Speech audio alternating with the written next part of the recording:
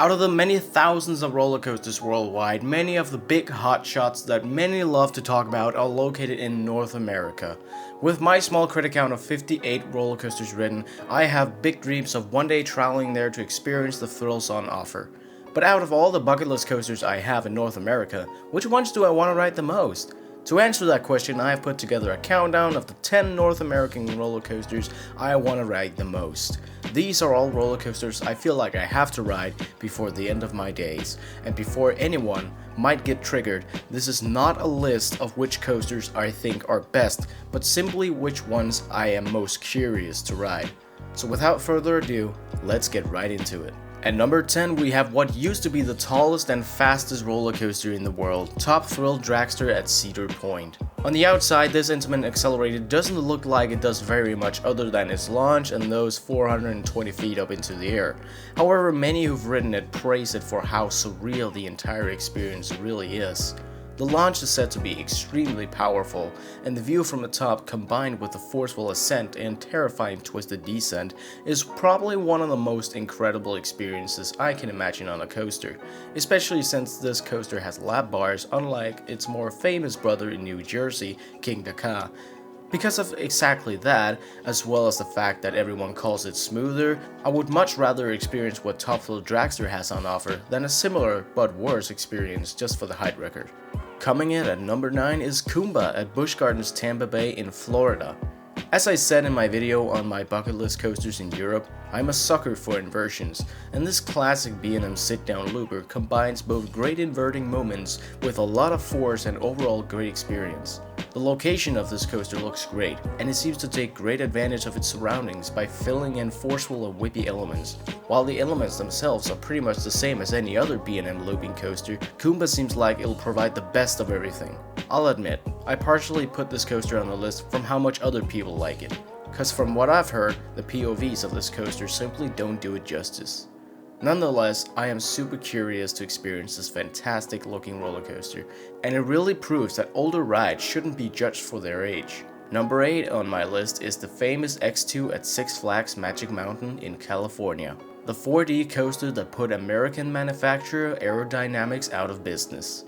This coaster has incredible historical significance in the roller coaster industry. Aerodynamics is perhaps the most important manufacturer in history, and this coaster was their grand finale. This huge monstrosity of a 4D coaster is said to be one of the most extreme and disorientating roller coaster experience in the United States.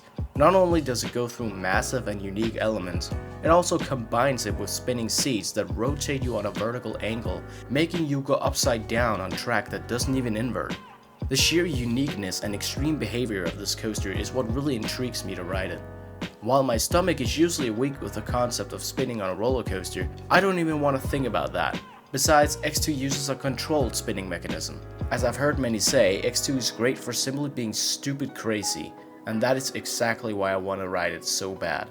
Number 7 is a roller coaster that is considered either a hit or miss, and I certainly hope for it to be a hit. This is Skyrush at Hersheypark in the state of Pennsylvania. This is one of Intamin's much loved wing coaster models.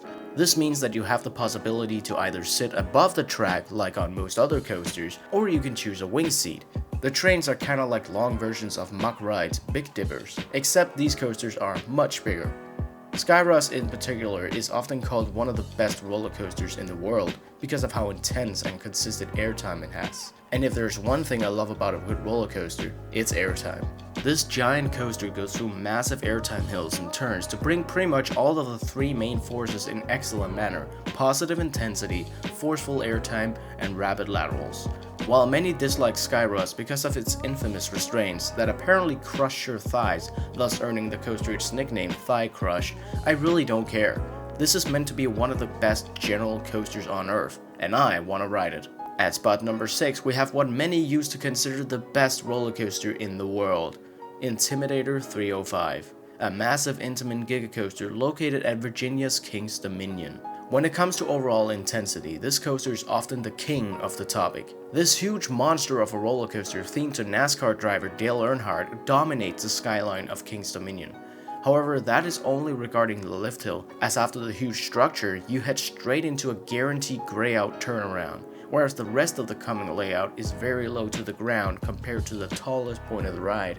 Intimidator 305 uses its height to go so fast through so tight corners, this can easily be called the most intense coaster on Earth, filling in both high force turns, powerful airtime, and what it's also praised for, its super fast transitions.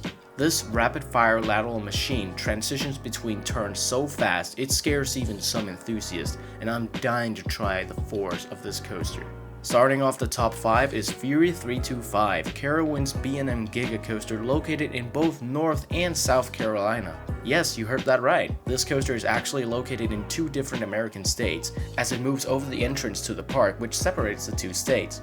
Being the tallest Giga coaster on this list, I would love to feel this smooth and graceful structure's speed, as well as its forces. While this is of the hypercoaster modeled by Swiss manufacturer B&M, their Gigas tend to have much different layouts compared to their Hypers and Megas. While those models are usually very repetitive with their big floater airtime hills, Fury 325 is filled with huge turns which are meant to provide great forces and laterals, while it also does pack in its airtime here and there. Its unique layout looks like nothing short of super fun when you storm through the giant teal track like a graceful flying fighter jet. It feels hard to pinpoint one exact thing that makes me want to ride it. It's just one of those coasters that seem to be so good, and it simply looks like it will bring a great experience, which is why I really want to ride it. Coming in at number 4 is what looks like one of the greatest launch coasters on Earth, as the world's first Intamin Blitz Cedar Point in Ohio's Maverick is a dual launch coaster which packs in every kind of enjoyment you can think of on a good thrill coaster. On Maverick, you will find great launches, high positive forces, incredible airtime, rapid-fire transitions, inversions, and even a curve beyond vertical drop. This ride looks like one of the most intense coasters on Earth in my opinion, from the way it moves around like a horse gone berserk. It packs in pretty much everything you can ask for in a good thrill coaster, and it takes almost every element to their maximum potential, in an aggressive and insane looking manner. If I get to ride this someday, which is definitely something I plan on doing, I expect being thrown around like there's no tomorrow, and from an outsider's perspective, this is definitely one of my favorite coasters at Cedar Point. Starting off the top 3 is what many consider the best wooden roller coaster in the world. El Toro in New Jersey's Six Flags Great Adventure is one of 4 Intamin prefabricated wooden roller coasters in the world, and is said to beat any other traditional Woody like a Blastoise beats a Charmander.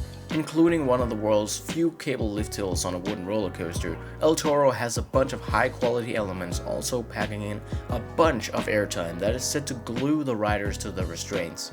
El Toro looks like it has some of the most aggressive and powerful airtime on any coaster out there, and on some portions, it's even consistent.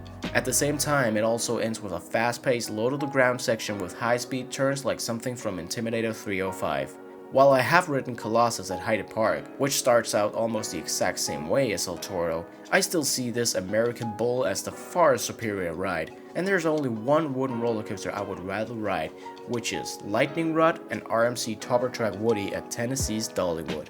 Unlike most Woodies, Lightning Rod is a special kind of wooden coaster, which has no catwalks along the track. This is the world's fastest wooden roller coaster and currently the only one featuring an LSM launch system. However, it isn't because of the speed that I want to ride it so much, but rather what the speed results in. Insane airtime. Lightning Rod has several high-speed airtime moments, and they all look like they will give powerful and sometimes even consistent airtime. This includes a tall and steep drop, 2 wave turns, an outer banked airtime hill, a few normal airtime hills, and the famous quadruple down, which is a mix of 4 straight, curved, and twisted airtime moments back to back that all should give powerful and out of control negative and lateral forces. As a bonus, Lightning Rod also stays low to the ground through most of the ride, as it sits on hillsides to give an even faster feeling. However, there is one coaster I would rather ride on Lightning Rod, and any other coaster, and it's called Steel Vengeance, a massive RMC hybrid iBox coaster at Ohio's Cedar Point. This has been dubbed the best roller coaster on Earth, both by official lists as well as almost any enthusiast who's ridden it. It might be mainstream to place this coaster as number 1 on any list of good coasters, but there is a good reason to do so. This giant coaster packs in everything the RMC name has come to introduce. First off, it features the most airtime moments on any coaster in the world, which are all said to be high quality moments of negative forces. On Steel Vengeance, you will find both fast-paced and consistent airtime hills, many of which are as powerful as can be according to many riders. As a bonus, it also features 4 awesome looking rolling inversions, and almost the entire ending takes place within the structure of the ride, giving both a fast and almost scary ride sensation. Everyone keep talking about it being the best roller coaster in the world, and I have to agree that it does indeed look like it. That's been it for today's countdown of my top 10 bucket list roller coasters in North America. Even though they all turn out to be in the US, there are still a ton of coasters in nations like Canada and Mexico that I would love to get on one day. Let me know what your top 10 bucket list coasters are in North America or any other place in the world. Otherwise, it has been Northern Rides, and I hope you all keep on riding.